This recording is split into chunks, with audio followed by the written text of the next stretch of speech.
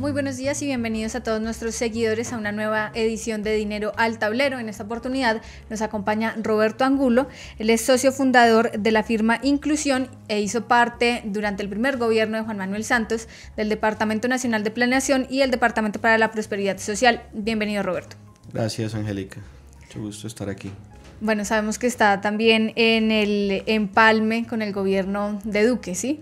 Sí, así es. Me invitaron, a pesar de que no voté por Duque y ellos lo sabían, me invitaron a formar parte del empalme por mi experiencia en el DPS y en estos temas de pobreza, y pues no dudé un segundo en aceptarlo. Toda la vida he estado trabajando en estos temas de pobreza y pues sí, mi conocimiento y mi experiencia del sector de la inclusión, que de alguna forma se creó en el gobierno Santos y yo ayudé a crear, si de alguna forma ese conocimiento puede servir para hacer una transición óptima sin traumas, pues muy contento de poder ayudar a eso. Bueno, hizo parte también de la implementación del índice de pobreza multidimensional. Así es, sí. Soy coautor del índice, lo hicimos desde el DNP con Renata Pardo y Yadira Díaz, y es un proyecto del DNP para mejorar y sofisticar la medición de pobreza en Colombia. Uh-huh. Bueno, Roberto, la idea de hoy es que hablemos un poco de qué deja el gobierno Santos en términos de pobreza, de inclusión social, de atención a la población vulnerable. Empecemos entonces por la última medición de pobreza multidimensional en el país. ¿Cómo estamos? Pues la foto general, antes de responderte, pues lo de pobreza multidimensional, es que hubo un cambio social acelerado acá en Colombia. Cuando Santos recibe el gobierno, la pobreza ya había dejado de ser un grupo mayoritario en Colombia, justo en el 2010. En el 2013, la clase media ya empieza a superar a la población pobre. Hay un hito importantísimo en el gobierno de Santos, que obviamente no es solo gracias al gobierno de Santos, sino a la economía, a la gente, a las firmas. En el 2013, por primera vez, la clase media supera a la población pobre. Entonces, Colombia entró en un proceso de aceleración de la caída de pobreza, tanto monetaria como multidimensional. El balance de la pobreza multidimensional del gobierno Santos es muy bueno, ¿sí?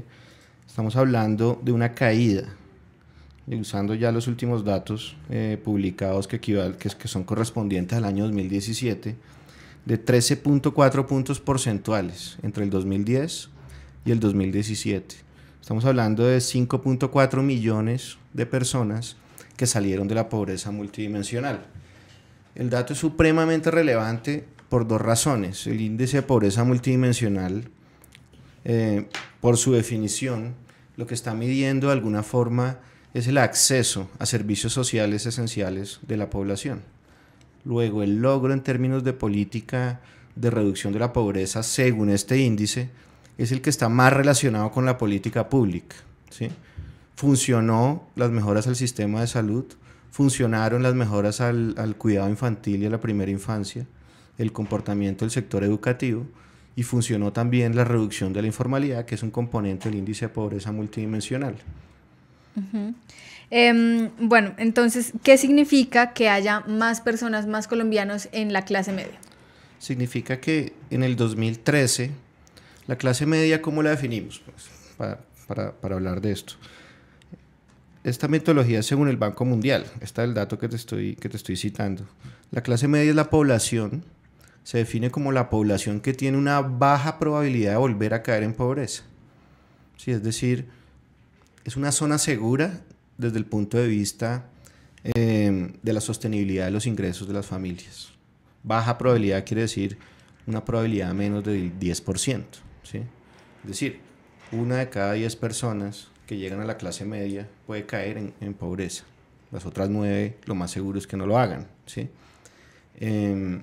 Lo que nos está diciendo esto es que hay una gran masa crítica que ya está en una zona segura, ¿sí? Ya superó condiciones de privación absolutas y está en una dinámica de incluirse en mercados de trabajo cada vez de mejor calidad. Entonces, las demandas sociales de Colombia empiezan a virar, ¿sí? Y a coexistir con las demandas sociales de los pobres extremos y los pobres. Hay una demanda fuerte de la clase media por educación superior, por un sistema de salud de mejor calidad. Coexistimos hoy, ¿sí? y esto es una cosa típica de América Latina también por los altos niveles de desigualdad, con una agenda de pobreza y una agenda de clase media. ¿Sí? Entonces es un logro, pero al mismo tiempo es un gran desafío de política pública. Ok, ¿cuáles son o mejor dicho, tuvimos unos años de desaceleración hace poco, Sí. entre el 2014 y el 2016, digamos. ¿Qué tanto afectó esto a la clase media y a los pobres? ¿Algunos se devolvieron a la pobreza o lograron mantenerse? ¿Qué pasó ahí? Sí, hay dos fases, se pueden identificar dos fases en todo este periodo del gobierno Santos. Cuando digo periodo, me refiero a los dos periodos, ¿sí? los 8 años. Y primero ahí también viene como la bonanza, digamos, por los precios del petróleo, ¿sí? Ahí hay bastante riqueza generada por efectos del petróleo que viene a financiar programas sociales y política social.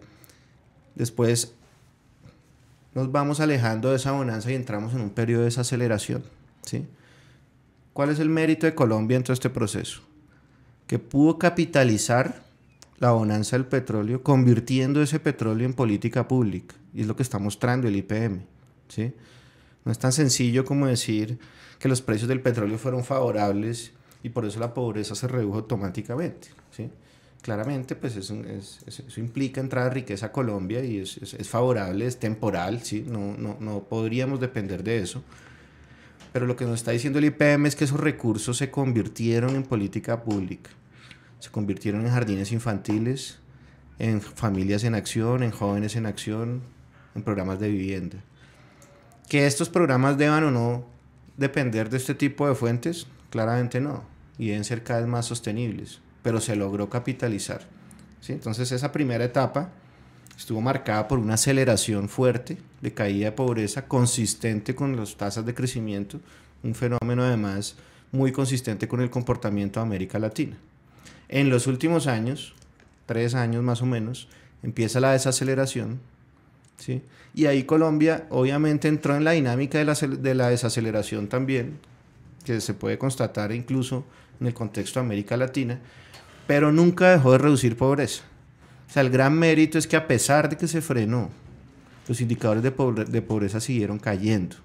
Y lo más interesante aún, coincidió con el cese al fuego y la firma del acuerdo de paz.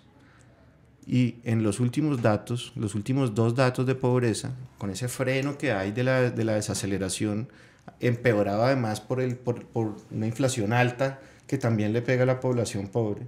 En ese escenario agreste, si se quiere, la pobreza rural siguió cayendo. Y en el último año, el área que más reduce pobreza es la zona rural. Entonces, aún en el momento de esa aceleración, sin duda se frenó la caída de pobreza monetaria, se frenó la pobreza extrema y la pobreza multidimensional, pero no se devolvió. Aún en desaceleración siguió cayendo la pobreza. Y lo más interesante aún, cayó de forma más acelerada, y eso es un reto y es un hecho que no puede obviar el gobierno entrante, ¿sí? Que viene con una política de desarrollo rural muy diferente a la que se le está apostando en el acuerdo de paz, y no se puede obviar el dinamismo de los ingresos, ¿sí? Y la reducción de la pobreza de los 2 últimos años del presidente Santos. Entonces se va con un buen resultado, incluso en el periodo en donde más dificultades hubo por desaceleración y porque se disparó la inflación. Es decir, para quienes aseguran que los recursos del petróleo se gastaron en cositas, realmente lo que pasó pues, fue que se invirtieron en políticas públicas, podríamos decir. Entre otras cosas, claro, ¿sí? Entre otras cosas, digamos, desde una perspectiva macro, mucha gente dice, no, pues era de esperarse, pues la bonanza, los precios del petróleo, sí, era de esperarse, pero desde el punto de vista micro, detrás hay una cantidad de política pública, con ensayo-error, ¿sí? De evaluaciones de impacto, de decisiones en terreno, timoneando esa política pública. Eso pudo salir mal, la política pública que se financió con esos recursos pudo salir mal y la pobreza probablemente no habría caído de forma tan acelerada. Entonces, detrás de eso hay un mérito claramente de la política pública. Ahora, toda esta reducción de la pobreza tanto monetaria como multidimensional, siempre va a estar con un telón de fondo y es promovida por el crecimiento económico, ¿sí? Es muy difícil decir el presidente o las entidades públicas sacan a la gente de la pobreza. Yo no estoy de acuerdo, digamos, con ese tipo de afirmaciones. La gente sale de la pobreza por sus propios méritos. La gente sale de la pobreza en un contexto de crecimiento económico, ¿sí? La gente toma decisiones, la gente se arriesga, ¿sí? Hay emprendedores vulnerables que asumen riesgos y les va bien y saltan a la clase media. Hay un mérito permanente, ¿sí?, de las personas y las firmas detrás de este cambio social. Eso en un contexto de unas políticas de protección social y unas políticas de reducción de pobreza que lograron contener, ¿sí?, que la pobreza no siguiera aumentando e incluso acelerar este proceso. Entonces, hay crecimiento económico siempre cuando se hacen las descomposiciones de qué impactó más la reducción de la pobreza, si fue el crecimiento, la desigualdad o la inflación. Siempre sale que el crecimiento económico fue mucho más el que más contribuyó a la reducción de la pobreza monetaria. Esto no es una cosa macro y ya, ¿sí? Esto es gente tomando decisiones, haciendo negocios, gente que logra acceder a oportunidades y a mercados de trabajo, así sean informales en primer lugar, con vocación de formalidad, pero gente que empieza a activar la economía, ¿sí? El IPM lo captura porque tiene el índice, tiene una dimensión de trabajo, y también una de las que más jalonó la caída del IPM fue la reducción de la informalidad. Entonces, es una mezcla de crecimiento económico y de políticas públicas. Nos empiezan a llegar las preguntas de quienes nos están siguiendo a esta hora. La primera es de Sandra Carvajal. Ella pregunta: ¿hay posibilidades de que el nuevo gobierno retroceda en las políticas públicas que avanzaron en el gobierno de Santos? Por ejemplo, dice, los planes de vivienda y los avances en Familias en Acción. Creería que no, ¿sí? Creería que en esos puntos no. A mí en particular esos dos puntos, bueno, el de vivienda no tengo muy claro cuál sea la política de vivienda del gobierno entrante. Han sido explícitos en decir que Familias en Acción y Jóvenes en Acción se van a mantener y se van a mejorar, ¿sí? Este es un programa que de todas formas durante los dos periodos del gobierno Uribe tuvo mucha trascendencia y fue muy relevante. Pero mi preocupación es en desarrollo rural, ¿sí? Yo creería que, no sé, lo de vivienda para mí todavía es un interrogante, pero creería que se puede virar, ¿sí?, en desarrollo rural, y ahí es donde puede haber un riesgo de tomar un rumbo o no profundizar en lo que está pasando, ¿sí? Veo, y esto sí lo digo pensando, digamos, en la campaña, ¿sí?, porque no tengo más información que la de la campaña del presidente Duque. Veo como mucho apego a la teoría del goteo del derrame, ¿sí?, que es: crezcamos en la zona rural, invirtamos en la agricultura tecnificada, que se va a crear empleo así hacia los campesinos, ¿sí? Esto no necesariamente puede ocurrir de forma acelerada, ¿sí? Hay que también trabajar y mezclar eso con una estrategia bottom-up sobre la agricultura familiar y el acceso a tierras y activos productivos de los campesinos y de los hogares que al mismo tiempo son unidades productivas. Entonces ahí es donde yo veo un riesgo. Veo un riesgo porque tampoco hemos escuchado una estrategia lo suficientemente detallada, ¿sí? O sea, yo alertaría y recomendaría sobre, ojo, miren lo que pasó con el dinamismo de los ingresos en los últimos 2 años en la zona rural. Después del cese al fuego, se generó una dinámica que hizo que se cayera aceleradamente la pobreza en la zona rural, incluso a una tasa mayor que en la zona urbana, ¿sí? Entonces ahí es donde hay que pararle bolas. La parte de Familias en Acción no me preocupa tanto, y la parte de vivienda está como en veremos, porque no tenemos como pues muchas luces sobre qué va a pasar ahí. Uh-huh. ¿Qué fue lo que generó ese dinamismo en los ingresos rurales para que, a pesar de la desaceleración económica, pues la pobreza rural cayera más? No lo sabemos con certeza, pero pues toca empezar por indagar qué fue lo que pasó, ¿sí? Es decir, el interés debería estar en mirar cuáles fueron las dinámicas que ocurrieron ahí. Claramente hay varias hipótesis, ¿sí? El conflicto armado de alguna forma es una barrera, o era una barrera con las FARC, o sigue siendo en donde, pues, con los demás grupos. El conflicto es una barrera al desarrollo en el sentido en que desconecta a los municipios, ¿sí?, de los nodos dinamizadores en el territorio. Los municipios aislados y capturados por el conflicto y por las FARC, ¿sí?, de alguna manera están desconectados.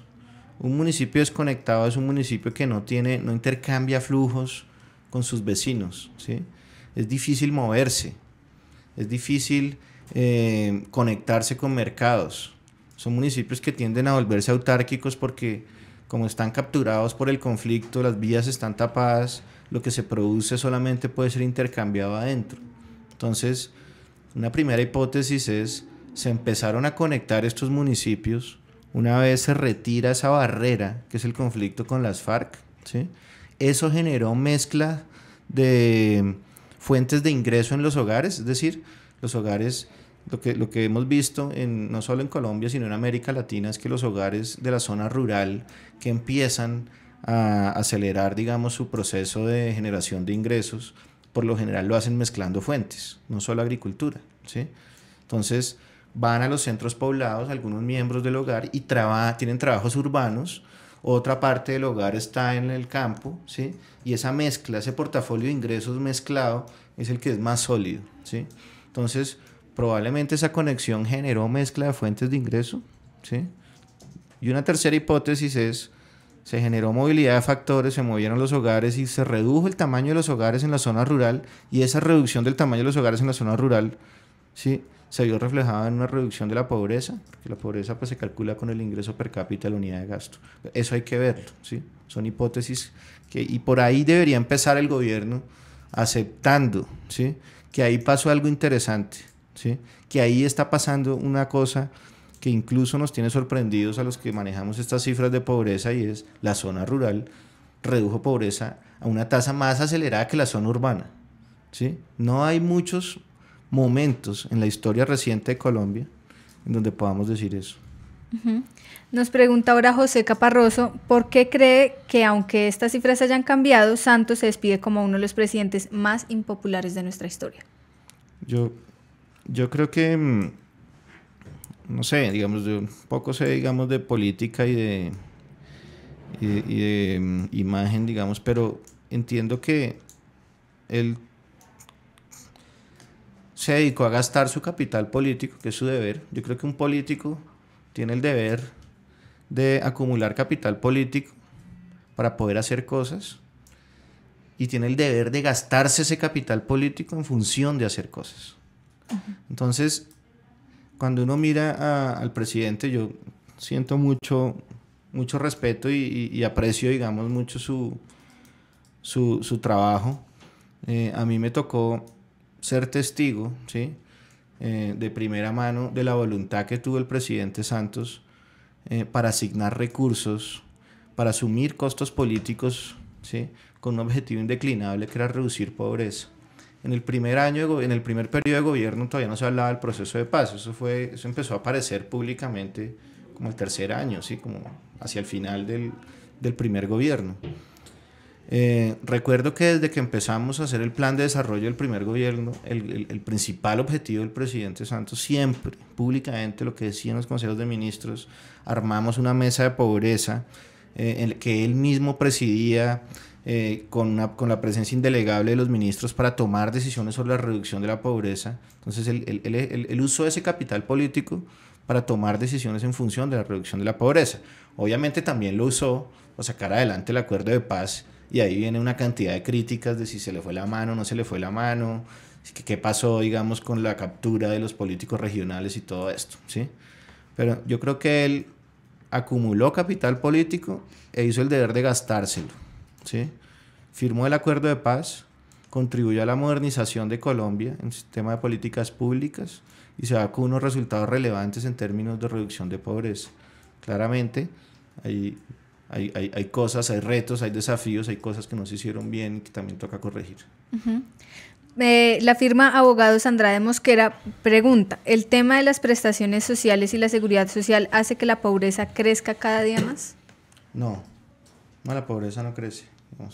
Básicamente, la pobreza no ha crecido en Colombia sistemáticamente desde finales de la década del 90. ¿Sí? Nosotros prácticamente reducimos pobreza desde más o menos desde el 2000 en adelante. ¿Sí? Las prestaciones sociales, de alguna forma, durante mucho tiempo fueron como la teoría pues, de muchos economistas era que eso elevaba los costos de contratación y podía elevar la informalidad. Se tomaron decisiones en ese sentido en el primer gobierno de Santos. Esa era otra de las banderas del presidente cuando recién llegó. En esa época estaba Mauricio Santamaría, estaba Juan Carlos Echeverry, el ministro de Hacienda. Ellos siempre estuvieron como alineados en Mauricio Olivera, en la hipótesis de reducir los costos laborales para reducir la informalidad. Se tomaron decisiones en ese sentido y se ganaron puntos en la reducción de informalidad, ¿sí? Ahora, mi visión es yo le pongo matices a eso, sí, se logró bajar la informalidad, pero todavía tenemos una informalidad que oscila en la mitad de la población, ¿sí? Es decir, el efecto de esa política de reducción de costos laborales había que hacerlo, ya lo tenemos, ¿sí? Probablemente va a seguir cayendo un poco, pero la discusión sobre informalidad ahorita ya pasa por cómo producimos. Y desde el punto de vista del sistema de salud, que también tiene que ver con esto de prestaciones sociales, si nosotros miramos el IPM y la caída del IPM, en gran parte, y desde el gobierno y desde los 2 periodos de Uribe, el IPM ha sido jalonado por las mejoras del sistema de salud. Entonces, por un lado, hay un impacto, digamos, sobre la formalización, que vuelvo y digo, se mitigó con las decisiones y las políticas del primer gobierno de Santos, pero por otro lado, estás financiando un sistema de protección social que contiene y protege a las personas en el ciclo económico, y lo vimos ahorita en la desaceleración, y que también tiene resultados relevantes en el IPM. Sandra Carvajal pregunta, ¿qué políticas considera que se deberían implementar para mejorar el coeficiente de Gini? Bueno, buena pregunta. O sea, yo creo que ahí nosotros lo primero que debemos hacer, es listo. Si Colombia es uno de los países que tiene un coeficiente de Gini más alto en América Latina, ¿sí? Coeficiente de Gini de ingresos. La desigualdad no necesariamente es mala per se, ¿sí? Digamos, si la desigualdad es generada por diferencias en el talento, en el esfuerzo de la gente, no debería ser una preocupación. Pues no es el caso de Colombia. En Colombia no hay igualdad de oportunidades, ¿sí? No hay igualdad de oportunidades, entonces por consiguiente esa desigualdad lo que está reflejando no solo es diferencias de talento y esfuerzo de la gente, sino también las desigualdades de origen, ¿sí? Nacer en Chocó, ¿sí? nos da una probabilidad muy alta, altísima, ¿sí? De que vamos a ser pobres casi toda una generación, ¿sí? Entonces, lo que hay que mirar con el coeficiente de Gini, digo yo, es ir un poco más allá, ¿sí? Quiero bajar el Gini porque es alto, pero ¿qué tipo de desigualdad es la que quiero combatir? Si el Gini me está mostrando una foto, esa foto mezcla cosas deseables y no deseables. ¿Qué es lo no deseable que me está mostrando el Gini? Lo que yo pienso, ¿sí? Es mi posición. Muchos la han interpretado como que es que no me interesa la desigualdad de ingreso del Gini. Yo digo, hay que ir, Amartya Sen se pregunta siempre, ¿desigualdad de qué? ¿Cuál es la desigualdad que nos preocupa? La desigualdad de oportunidades, la desigualdad de mínimos en condiciones de inclusión, mínimo acceso a servicios básicos, ¿sí? A un ingreso suficiente. Entonces, me preocupa la desigualdad en la medida en que está asociado a un nivel de pobreza, y me preocupa la desigualdad en la medida en que es ocasionada por una desigualdad de oportunidades, que en los acuerdos sociales que nosotros tenemos es del todo inadmisible, ¿sí? Entonces, una política de salud en la que cada vez más se converja a que el acceso y la calidad de los servicios de los pobres y los no pobres es igual, ¿sí? Aporta a la desigualdad de oportunidades. Cerrar las brechas de calidad en la educación. Hoy parece una cosa imposible. O sea, los colegios a los que asisten los niños de clase media y que tienen alta capacidad de pago tienen unas brechas gigantes en términos de calidad con los colegios públicos. Cerrar esas brechas de calidad aporta, ¿sí? A reducir la desigualdad de oportunidades. Y seguramente eso va a redundar en mejoras en el Gini, pero moviendo aquella desigualdad que nos preocupa entre la desigualdad que muestra el Gini. Se trata solamente de quitarle plata a los ricos y dársela a los pobres, ¿sí? Se trata de buscar estructuralmente qué es lo que está detrás de esos niveles tan altos de desigualdad. Entonces, la política social debería converger, digamos, de una política concentrada en reducción de pobreza, que ha sido el énfasis de los últimos años, a una política que le apunte a la igualdad de oportunidades y a la movilidad social, para responder la pregunta en función de eso. No es cuestión de un solo programa, es cuestión de la política social completa, ¿sí? Una cosa es dar cobertura de educación y de salud a la población sin capacidad de pago, y otra cosa es que esos servicios sean de igual calidad, ¿sí? Entre la población sin capacidad de pago y la población con capacidad de pago. Entonces, claramente la modernización de la política social debería perseguir reducción de la desigualdad. ¿De qué? De oportunidades. Pregunta Luis García Suárez si el sistema tributario actual en realidad está encaminado a retroalimentar el componente social. No, ese es otro de los grandes karmas que tenemos acá en Colombia, ¿sí? Es también bien sabido que nuestra desigualdad antes y después de impuestos y de gasto social incluso hasta empeora, ¿sí? O sea, no tenemos un esquema redistributivo ni siquiera neutral. Muchas veces el Gini empeora, ¿sí? Entonces eso pasa, hay muchas cosas de por medio ahí. Hay una alta informalidad que no permite que esa tributación sea progresiva, ¿sí? Si más de la mitad de la población, si aproximadamente la mitad de la población es informal, incluso mucha población no pobre es informal, ¿sí? Muchísima población no pobre, porque si la pobreza está del orden del 26%, la informalidad es casi la mitad. Estamos hablando de que hay una gran parte de la población no pobre que es informal y que probablemente no está pagando impuestos de forma progresiva. Entonces, por un lado tenemos ese problema, ¿sí? Por otro lado tenemos una cantidad de programas o por ejemplo está todo el tema de la discusión sobre pensiones, ¿sí? Que terminan no siendo progresivas, es decir, no terminan beneficiando a la población con menor capacidad de pago. La educación superior, por ejemplo, aunque la educación superior se debe ver diferente a los programas de reducción de pobreza, porque para tú entrar a una universidad necesitas pasar un proceso de admisión, y si pasas un proceso de admisión es porque de entrada ya estuviste en un colegio bueno, ¿sí?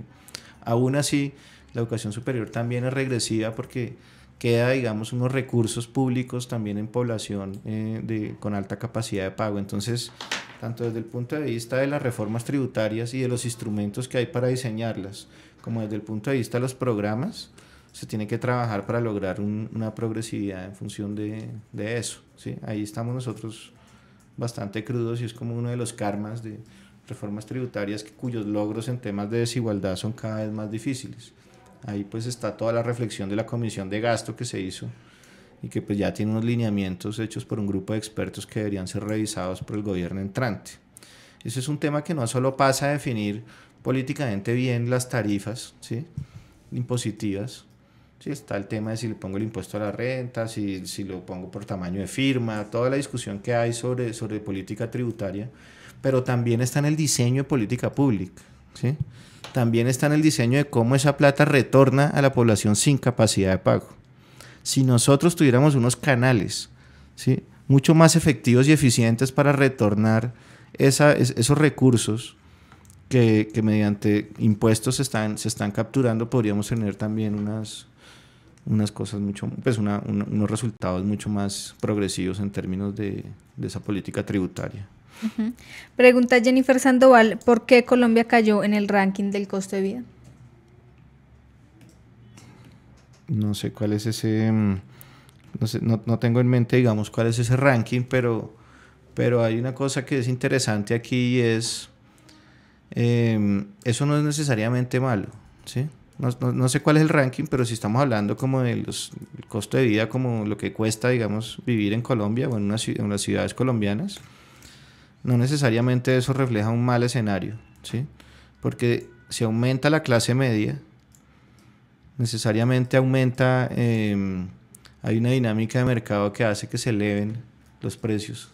Los precios de los bienes y servicios de alguna forma están reflejando también la capacidad de pago y la demanda de la población, ¿sí?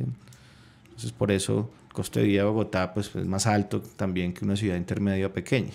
Entonces pues, no conozco bien el ranking, pero habría que verlo. Creo que per se eso no es necesariamente nocivo. También puede estar afectado por la inflación, no sé cómo lo hayan calculado, pero por la inflación de los últimos periodos. Uh-huh. Bueno, tenemos dos últimas preguntas. La primera es, hablaba de la importancia que tuvo los progresos en salud en la reducción de la pobreza multimodal, pero pues la gente tiene una percepción bastante mala de lo que es el sistema de salud actual. ¿En qué avanzó realmente el sistema de salud para que la gente lo tenga claro? ¿Qué tan bueno es realmente este sistema? Sí, eso yo creo que tampoco es tan cierto que la percepción generalizada sea negativa, ¿no? Es que, digamos, la casuística por medios de comunicación puedes balancear, ¿sí? Como esa percepción, pero si uno mira, por ejemplo, la encuesta de calidad de vida del DANE, tiene una pregunta que le hacen a la gente sobre qué opina de su EPS, ¿sí? Mayoritariamente, o sea, más del 70% la califica positivamente. ¿Sí? Estamos hablando de un descontento según esas encuestas que son además representativas a nivel nacional y son muy buenas. Es un descontento que oscila casi siempre entre el 20 y el 25% de la población, que no es una mayoría, ¿sí? ¿En qué mejoró el sistema de salud? Hay varias mejoras. Yo creo que el sistema de salud, y hay una cosa que a mí me llama la atención cuando uno habla de estos temas, y es que el sistema de salud de alguna forma se viene construyendo desde la ley 100, ¿sí? Tiene muchos enemigos políticos, casi siempre la oposición de turno está contra el sistema de salud, pero ya se viene construyendo desde hace tantos años y ha tenido unos resultados notables en términos de equidad en el acceso y equidad en el financiamiento, ¿sí? Es el que tiene menor proporción de gasto de bolsillo por parte de la población en América Latina. Y es una cosa que se ha construido año a año desde los dos periodos de Uribe y los dos periodos de Santos, ¿sí? Que incluso en los mismos resultados de pobreza que mostraba Petro en su campaña, también jalonaban la caída del IPM de Bogotá, ¿sí? Entonces yo lo que digo es un poco irónico, pero el sistema de salud de alguna forma hermana el cambio social donde han estado políticos hoy tan antagónicos como Uribe, Santos y Petro, ¿sí? Los tres se han visto de alguna forma beneficiados de las mejoras del sistema de salud. ¿Cuáles son los cambios esenciales de este gobierno? ¿Sí? Primero, bueno, mantener una cobertura cercana a la universal, ¿sí? Eso una vez se logra, no es fácil, ¿sí? Mantener financiada una cobertura cercana a la universal, trabajar, digamos, en unos modelos del sistema de salud para zonas lejanas y poder llegar al 100%. No se ha logrado, pero se ha trabajado en el diseño de un sistema de salud para llegar a las zonas lejanas. Se trabajó también de forma constante en la igualación de los beneficios, ¿sí?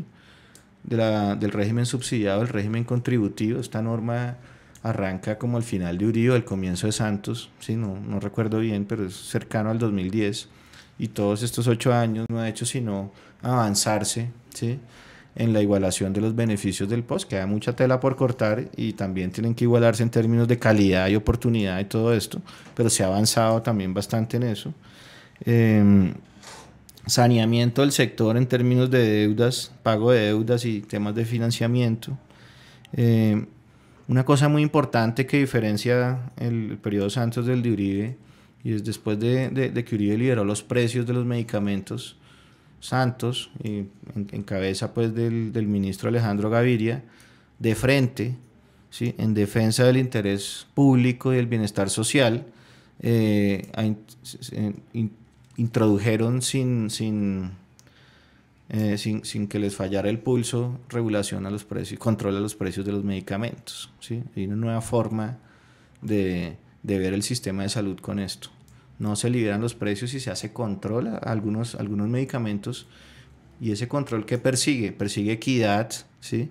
Persigue una mayor calidad, de alguna manera renuncia a una dinámica de mercado en esa mercancía en particular y le pone techos, ¿sí?